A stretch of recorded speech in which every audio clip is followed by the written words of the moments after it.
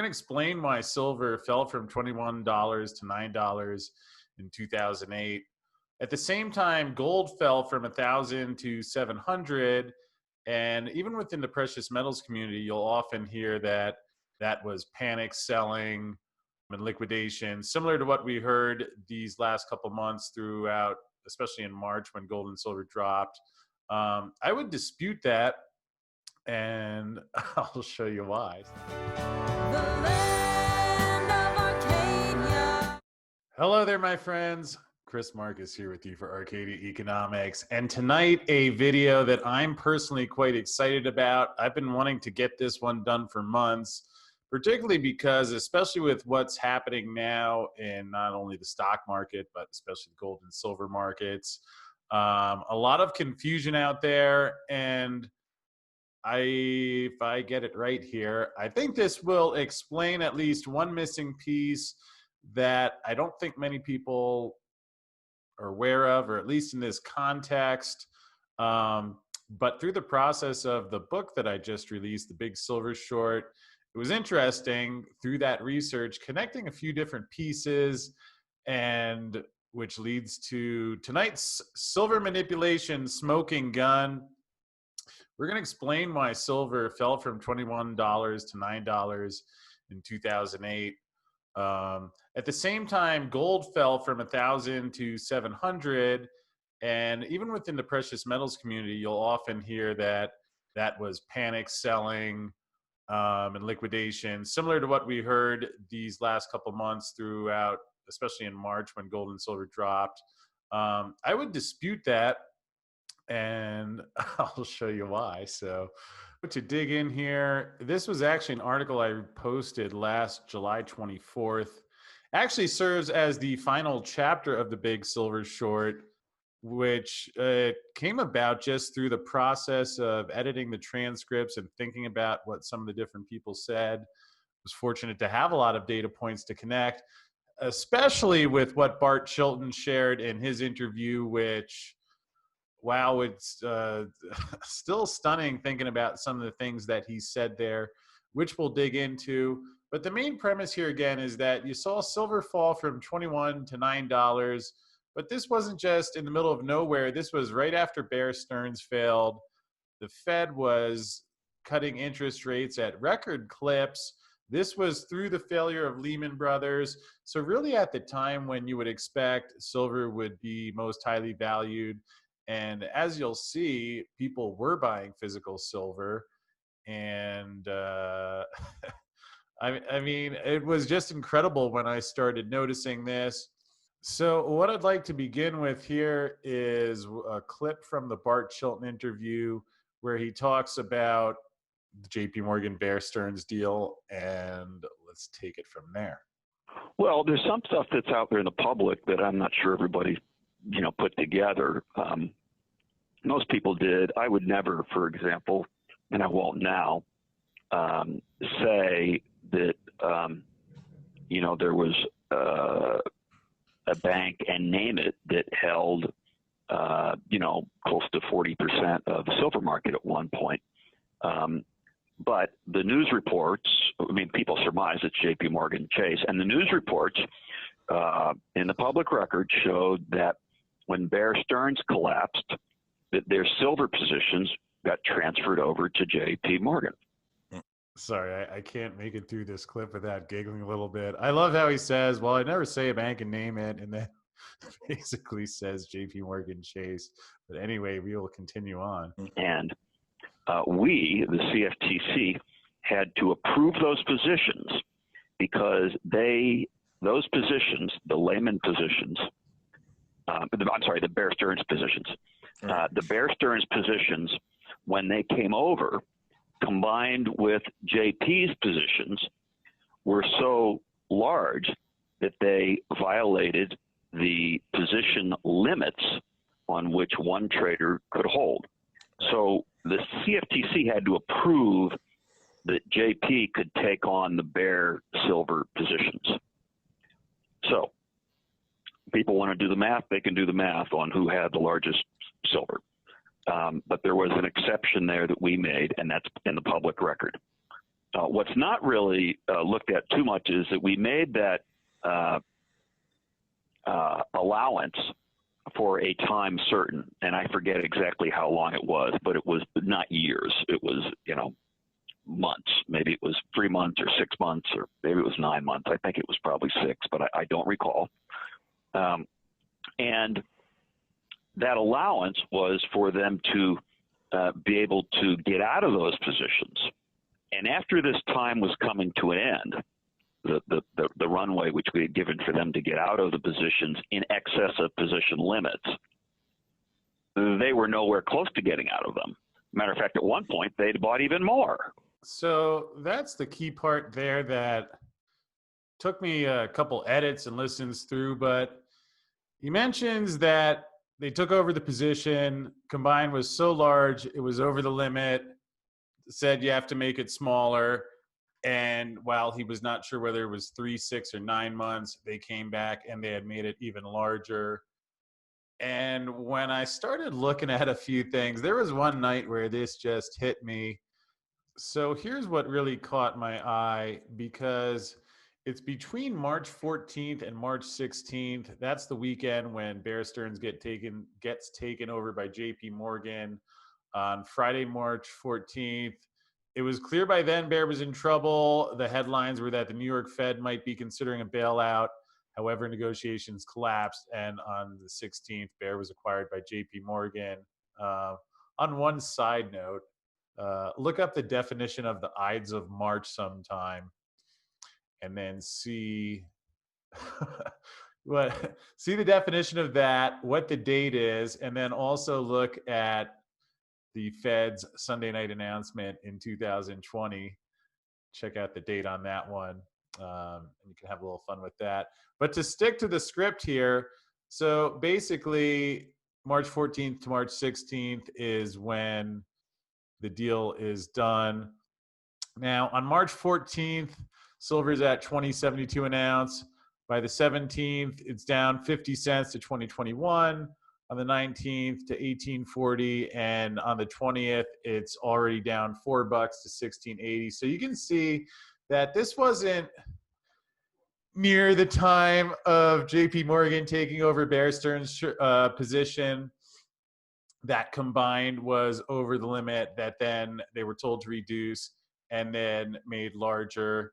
And we'll see what happened in the months following that. But to put that in context, if you go back a couple months earlier, while the world still had yet to find out about what would come to be known as quantitative easing, the Fed had already been lowering interest rates. It started cutting rates on September 18th of 2007, when it took the Fed funds rate from 5.25 to 4.75, which I believe was the first rate hike or rate cut following Greenspan raising rates to 5.25, which I believe happened in 2006. So anyway, you see the Fed cuts 50 basis points September 2007. Actually, I was still trading equity options back then.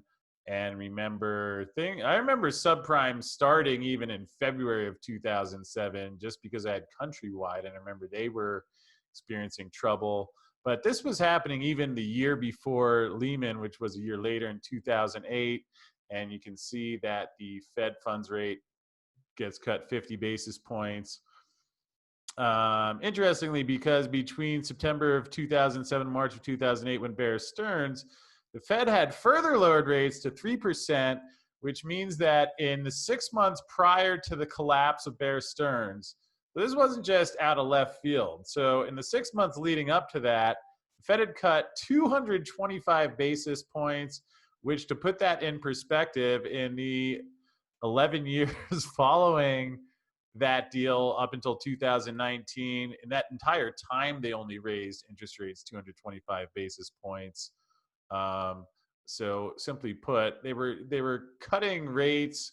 You had people very concerned about the mortgages, and you see over that same period of time, here's the end of August, silver is slightly over $12, and it's skyrocketing again. I like to joke about sometimes imagining once the bull market gets going, if there's going to be hedge fund guys who are like, Sliver, what's that thing that's up 20% today? um, Although I was that guy back then, I didn't have any idea any of this was going on. I didn't know how to spell silver or gold until April of 2009. So this was really fascinating.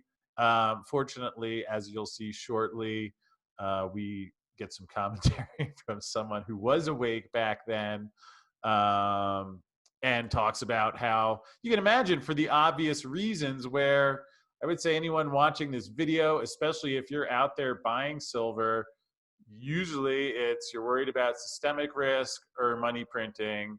And, you had both of those playing out quite forcefully. And then just coincidentally, around that time, where Bart Chilton confirms that JP Morgan takes over the bear position, is over the limit. They proceed to make it larger. Another note, keep in mind that on Tuesday, March 18th, so one day after the deal, the Fed lowers interest rates by 75 basis points at one clip. And again, what happened that week? We see silver just gets pummeled, down $4.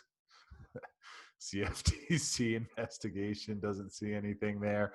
Although, again, Bart saw it quite clearly, as he comments on. And that's why, one of the reasons why I really appreciated his interview, because, it's one thing to look at the charts and use logic and everything, but the man just sat there and confirmed that. So interestingly, here's silver leading up to and throughout the collapse of Lehman Brothers. You can see there it is, over $20. And then just here throughout the summer, it actually kind of hung in there for a little while. And then in July, which again would really match up, Bart gave that 3 to 9 month time window, March to July. That's 3 months. So really between 3 and 6 months, you see it go. I mean, if it wasn't enough to see that impact after the deal, then it really drops off a cliff, leading up to, it hits the bottom almost to the day that Lehman Brothers fails. And again, I'm not just saying this as my opinion, but certainly talking to other people that buy gold and silver, now even taking orders from Miles Franklin, interacting directly with customers. I mean, in terms of the conditions that one would want silver for, I don't know if it's, and of course, there were rate cuts all the way throughout there. It's hard to imagine better, maybe not life conditions, but certainly financial conditions for a silver investment. And to put it in perspective, Thursday, September 18th is when that famous Paul Kanjorski statement about how we're experiencing a run on the banks and that within 24 hours, the world economy would have collapsed. And on that news, silver was up a whopping 27 cents to 1093, still well below the $21 level where it stood when bear collapsed. Yet again, also over the exact same time period where Bart Chilton confirmed that JP Morgan had a short position that was over the allowed limit and proceeded to make it bigger. And while silver did experience a sharp move up from 1093 to 13 between September 17th and 18th, over the next 2 months, as the Fed cut interest rates another 200 basis points and launched QE1, silver dropped from 13 to 9. So yes, here we go. This is our chart in September of 2008. Here's Lehman Brothers. It pops a little bit, but you have QE packages announced, interest rates cut 200 basis points, and the price is pummeled. So if that seems a little bizarre, and then you connect that with what Bart said, but what really brings this all together, and again, as I was editing the clips for the Big Silver Short, I remember I'd finished Bart Chilton's chapter, And then I get to this part where Andy Scheckman, who is the owner of Miles Franklin, you've probably seen him on the show quite often. He was one of the people interviewed in the book. And there was one night I was sitting there and just reading through what he said, and it just all hit me together, because now let's hear what was happening on the physical market level at this exact same time period, where we've just seen the prices getting destroyed as Bart Chilton confirms that JP Morgan was increasing its position, which was over the limit. And then we hear this. The movements of the market in 2000 and late 2007, early 2008 shaped my thinking on manipulation. Either the laws of supply and demand were rewritten in the summer of '08, really, or something more nefarious there lies within. And I'll give you an example. You don't have to be an economist to understand. If all you ever did was take Econ 101, you would understand that supply and demand move inverse of one another. And if you were to have bought gold and silver, let's just call them investment A and investment B in 2008, within 1 week of the market collapsing in the summer of '08, the price of gold went from 1,000 to 700. So investment A fell by 30%, and silver went from 21 to 9. So investment B fell by about 65%. And you don't need to be an economist to understand that if investment A is falling by 30% and investment B by 65%, don't even call them gold and silver, just any investment, there must be no demand for either of those. Because if the price is falling, that would imply that supply is being thrown onto the marketplace via people selling. No demand, the opposite, the antithesis of that. When in reality, what was happening was something much, much deeper. Within 1 week of that happening, Chris, every major dealer in the industry was sold out of product, not just in the United States, internationally. Every major refinery was sold out of product and had nothing to sell or offer. Every dealer on the certified exchange, a network of over 1,500 dealers, was begging anybody for product. We were getting phone calls from distributors across Europe saying that their normal chains of supply in Germany and in Zurich had dried up. The United States Mint in '08 shut down 6 or 7 times. The Canadian Mint and the Austrian Mint were working 3 8-hour shifts, 24 hours a day, and ultimately were anywhere from 30 to 50 or 60 days back ordered. Wouldn't even let you take orders most of the time. The Rand Mint in South Africa ran out of product for the first time in 60, 65 years. And the Perth Mint in Australia shut down in July or August of that year, took no new business. Now that was with the price of gold and silver plummeting. So the interesting thing is when you see the price falling that much, you would think the market would be loaded with supply. Within 2 or 3 weeks of that happening, I thought I was going out of business. You could get no product anywhere from any dealer, from any refinery, or from any government mint. And you can see I had a quote here from APMEX, so it was certainly not just Andy. Here's APMEX. Global financial crisis of 2008 stimulated massive movements in precious metals markets. For example, the premium commanded by the 1-ounce American Eagle rose to more than 80% over silver spot by late 2008. And the premium was still about 40% over silver in spot in 2009. I guess I skipped ahead a little bit here. But yes, Andy mentions by late 2008, when the price of silver was close to $9, the U.S. Mint finally came back online, but said that orders would take 8 to 12 weeks, and Silver Eagles would cost dealers $17.50. So almost a 100% premium, and that was before any dealer markup. So now you have a shortage to the extent that he thought he was going out of business. And again, it just, when you factor in now with what Bart said, you know, to see silver drop with that financial background taking place, and then with actually that, but that, you know, when the price drops like that, which normally would be you have some asset that people can't get rid of, yet there's a shortage. You know, it just seemed pretty connected. Maybe the Department of Justice can check into some of these things. I mean, I'm not making it up. That's why I'm grateful that we have these clips. Also, here's another one from Bart that I think would be worth considering that I don't know that everybody is aware of. In this last clip, which the link to this, if you want to hear any of these full clips, is in the description field below. Right next to the subscription button and the notification bell, which go ahead and hit it now. Although, just to summarize what is in this last one here, this is where Bart says that basically he thought they had enough for a conviction. His forensic economist told him, no, they didn't think so. And he eventually had the law changed of what constitutes manipulation, and that had that new standard been in place at the time of the initial investigation, that they would have had a conviction, but you couldn't go back retroactively. So again, it was pretty stunning what Bart shared there, and to me does not leave much mystery. Again, where does this leave everything? The reason I point all this out is not just to sit there and rehash history, but again, I don't know if that debate still goes on of whether some people think it's manipulated and some don't.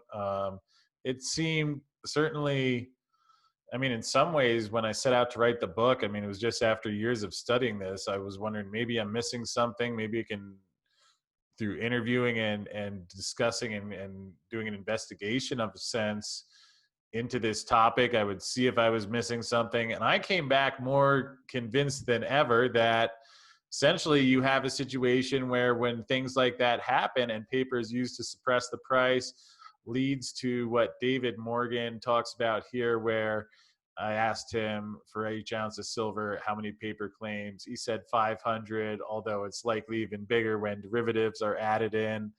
So that is where the situation is left. Again, to me, that in the middle of everything that was happening, banks failing, massive interest rate cuts, introduction of quantitative easing, physical silver shortage to the degree that bullion dealers thought they were going to go out of business. And this is at the same time that Bart Chilton confirms that JP Morgan took over Bear Stearns' position, proceeded to make it larger. To me, that, seems to tell me what I need to know, and is why I continue to look at silver the way I do. Certainly, if you have any thoughts or comments, leave it in the description below. Always look forward to seeing those. But I thought this was interesting, and hopefully will help explain, because you're going to... Now, could this happen again? Yeah, absolutely. We've seen it happen in these past couple of months. But to me, what this connection of data points helps with is to say, all right, well, here's why I think it's worth it to wait out the storm. All right, maybe if the price goes lower, then so be it. If you're in a position where you have cash coming in on a regular basis, then that can be to your advantage. Certainly, if you're all vested in something, like I have been at times, then maybe that's not the best idea either. But I find that what's nice about finance, certainly with the options market, but really any market, is that if you understand the parameters of what you're looking at, then you can make the appropriate trades, structured trades in a way that works to your advantage. We talk about that plenty on the show here, so hopefully that's helpful. And but you can use this to your advantage. The timing is uncertain, but certainly a lot of pressure on these markets now. But if you can hedge out the timing and you have things that match what you do know, then I think there is great opportunity out there. So with that said, if you'd like to dig any deeper into any of this, including the Bart Chilton interview, Andy's interview, it was all part of a book that I just released called The Big Silver Short. So if you'd like more information on that, click in the box now, and thanks as always for watching.